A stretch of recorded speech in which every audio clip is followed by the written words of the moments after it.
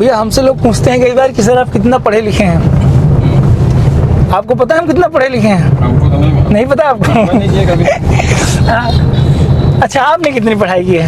हम तो BA final है। बीए फाइनल है, मतलब बीए आप पास कर चुके हैं। हम भी बीए पास कर चुके हैं, बस इससे ज़्यादा नहीं है। हमसे कहते हैं कि आप बीएड नहीं किए, पढ़ा कैसे लेते हैं सर? आपको अलाउ नहीं करेंगे लोग, कैसे नहीं अलाउ करेंगे? 56 विद्यालय वैसे पढ़ा करके चले आए हैं बिना किसी रजिस्ट्रेशन की। अब तो खैर कंपनी रजिस्टर्ड हो गई है हमारी, और हमारी एजुकेशन, हमारे पास इंटरमीडिएट तक रेगुलर विद्यालय जाने का एक्सपीरियंस है। उसके बाद 2 बार हम बीएससी फेल हैं, दोनों बार, क्योंकि हमको नकल करना आता नहीं था और पढ़ाई होती नहीं थी, क्योंकि विद्यालय जा करके होना है। तो पहली बार फेल हुए, दूसरी बार सीसीटीवी कैमरा लग गए, सरकार चेंज हुई थी तो सीसी बड़ा स्ट्रिक्ट हुआ एक्शन, तो उसमें सब बच्चे फेल हो गए। उस समय विद्यालय का रिजल्ट बहुत खराब आया उस विद्यालय का, क्योंकि सब वैसे धक्का प्लेट चलता है। अब कभी भी होता हम नहीं पता है, लेकिन उसके बाद फिर हमने बीए किया। हाँ, बीए किया, और आपको पता है हमारे 72% नंबर हैं, मतलब बढ़िया नंबर है, और अच्छे होने चाहिए थे। और एक बड़ी अच्छी बात बताते हैं आपको, 72% नंबर है, 3 साल में एक भी दिन विद्यालय पढ़ने नहीं गए हैं, और 2 सेमेस्टर के एग्जाम दिए हैं, 4 सेमेस्टर के एग्जाम भी नहीं देने गए हैं। और 72% नंबर हैं। इतना खतरनाक हमारा एजुकेशन है। हाँ,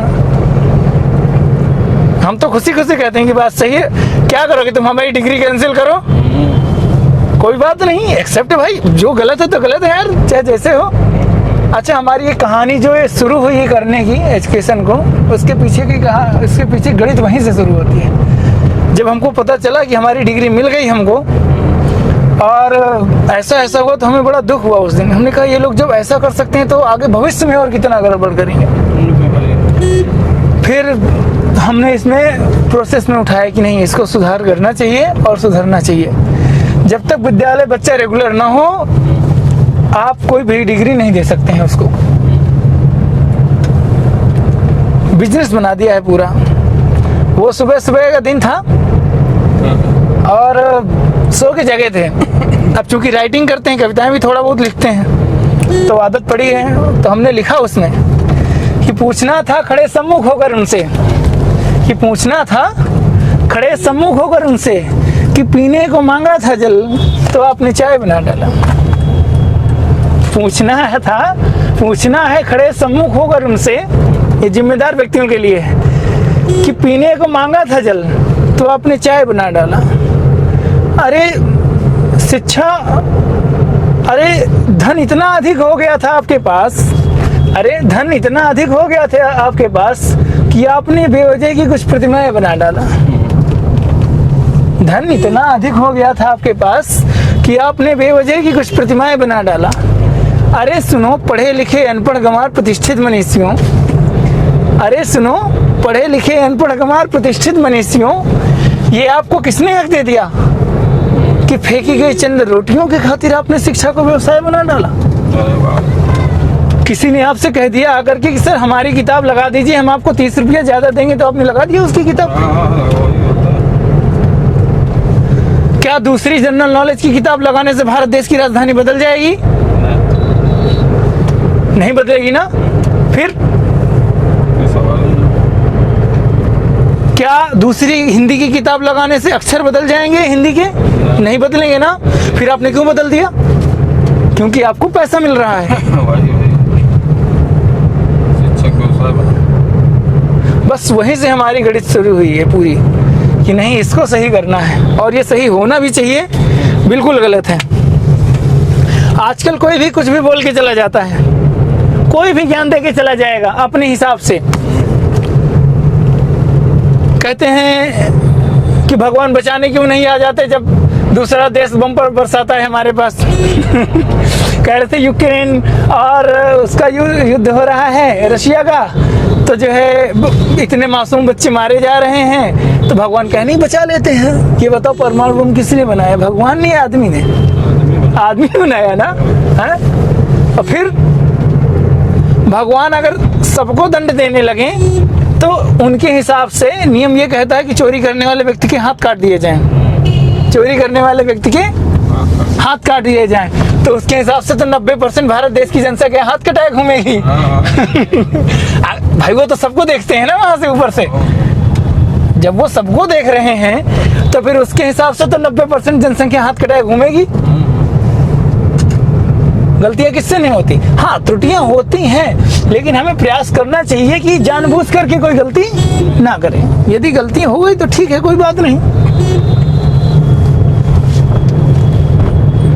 अभी एक बड़ा चला था कि एक महोदय थे, शिक्षक महोदय थे, वो सिखा रहे थे विद्यालय में कि भगवान होते ही नहीं। इसके चलते वहाँ काफी बवाला हुआ। वो कहते हैं हमारे भगवान अलग हैं, हम किसी और को भगवान मानते हैं, हम बोल देंगे तो लोग बुरा मान जाएंगे। हम कहते हैं कि आप चलो ठीक है, भगवान नहीं होते तुम्हारे पास, आप एक काम ये करो, साइंस पढ़ाती है प्राकृतिक वस्तुएं और मानव निर्मित वस्तुएं। हम कहते हैं प्राकृतिक वस्तुएं जो भी हो सब भगवान के द्वारा बनाई गई हैं। तुम प्राकृतिक वस्तुएं का उपयोग करना बंद कर दो, तब कहा नहीं था। मर जाओगे 2 दिन में, क्योंकि सबसे पहले प्राकृतिक वस्तु जो आप उपयोग करते हैं वो जल है। आपकी जान चली जाएगी तो है, वो चले जाएगी। और कहते हो भगवान नहीं है। शर्म करो कि साफ सुथरा शरीर है तुम्हारा और जी रहे हो, खा पी रहे हो अच्छे से। नहीं, कोई पेरेंट्स नहीं चाहता कि हमारे जो बच्चे का जन्म हो वो विकलांग पैदा हो या किसी प्रकार की कोई समस्या हो उनका। वो तो है, कोई नहीं चाहता ना भैया, नहीं चाहता है। लेकिन फिर भी आप देखेंगे कुछ बच्चे होते हैं जन्म से उनको समस्या होती है। कैसे हो जाता है। उनको सब यही नहीं मिलता। आज तक साइंस ने ऐसा क्यों नहीं किया कि आज तक कोई बच्चा ऐसा जन्म ले जो कभी विकलांग ना पैदा हो।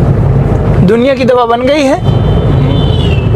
रेबीज का एक व्यक्ति को रेबीज की समस्या हो गई, कुत्ते ने काट लिया, और नॉर्मल व्यक्ति नहीं था भैया, एक कबड्डी का टॉप लेवल का प्लेयर, उन महोदय को कुत्ते ने काटा, वो बच्चे की जान बचा रहे थे।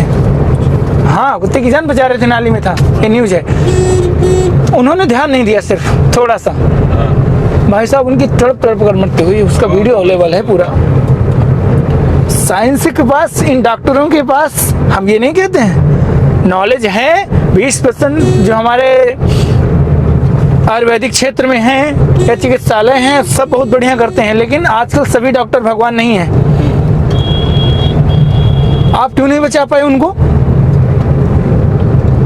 टॉप लेवल का, नेशनल लेवल का प्लेयर था, नहीं बचा पाए आप। क्यों? दवा नहीं है इनके पास। हम कहते हैं भविष्य में कोई दवा बना भी देगा अगर, तो कौन बनाएगा? मनुष्य। और आया कहाँ से है प्राकृतिक से। ये बता दें हमको, वो व्यक्ति आया कहाँ से ये बता दें हमको, या तो कोई। तो ये बच्चों के अंदर आप गलत किसी प्रकार की, आप अपनी लाइफ जी रहे हैं, आप अपने व्यक्तिगत फायदे के लिए, अपने लाइक पाने के लिए, कुछ भी पाने के लिए आप कुछ भी नहीं बोल सकते हैं। इसका प्रयास करना चाहिए हमको। हम सुखी हैं, साधारण जीवन जी रहे हैं, अच्छी बात है, जीना चाहिए। व्यक्तिगत फायदे के लिए आप कुछ भी सेंटेंस मत प्रयोग करिए, क्योंकि मोटिवेशनल सेंटेंस वह होता है, प्रेरणात्मक सेंटेंस वाक्य वह होता है कि जब कोई भी व्यक्ति उसको सुने तो सबके अंदर समान भाव जाए। ये नहीं कि अपने फायदे के लिए आपने कुछ भी बोल दिया। तो इसका ध्यान देना चाहिए। जय हिंद।